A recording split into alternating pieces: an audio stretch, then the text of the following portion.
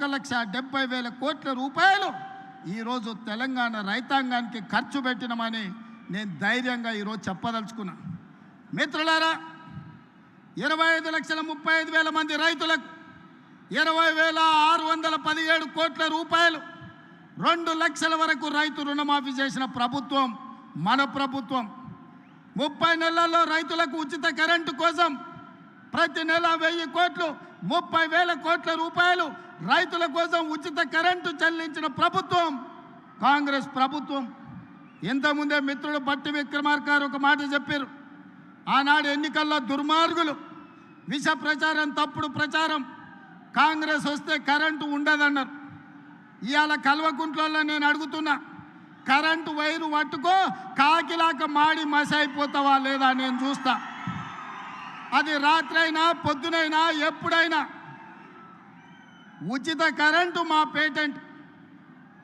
ఆనాడు 2004 ఎల్బీ స్టేడియంలో doctor YS Rajasekhara Reddy గారు మొట్టమొదటి సంతకం పెట్టి రైతాంగానికి ఉచిత కరెంటు అందించి రైతుల మీద ఉన్న 1000 కేసులను తొలగించి 1,400 కోట్ల రూపాయల రైతుల బిల్లులను మాఫీ చేసి మొట్టమొదటి సంతకం సువర్ణ అక్షరాలతో పెట్టింది వైఎస్ఆర్ కాదా, కాంగ్రెస్ ప్రభుత్వం కాదా అని నేను అడుగుతున్నా. వెనుకటికెవడో తలాతోక లేనోడు తాత దగ్గరకు వచ్చి నీకు దగ్గు నేర్పుతా అని చెప్పిండంట.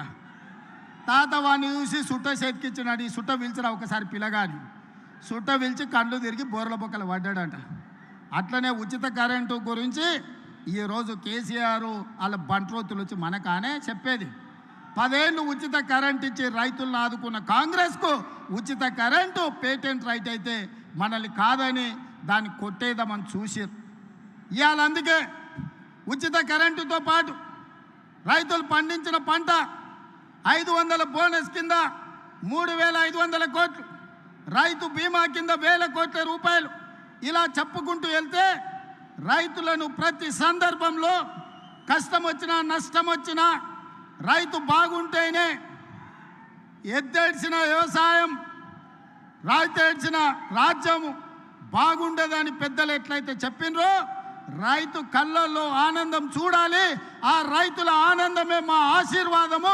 ఈ రైతు ఆశీర్వాద సభ అని ఈనాడు సభను ఏర్పాటు చేసుకున్నాం. కుళ్ళు కుతంత్రాలు, కుట్రలు, తప్పుడు ప్రచారాలు, ఇంట్లోనే పోటాపోటీ, ఒకని మీద ఒకనికి నమ్మకం లేదు. వాడిని చూస్తే వీడు, వీడిని చూస్తే వాడిని నమ్మడు. వాడో గుంపు వీడో గుంపు. ఈ గుంపులలో గిల్లి కజ్జాలు. మన కన్నెపల్లి పోయిండు, మేడిగడ్డల నీళ్లు నింపండి కన్నెపల్లి ఎత్తండి.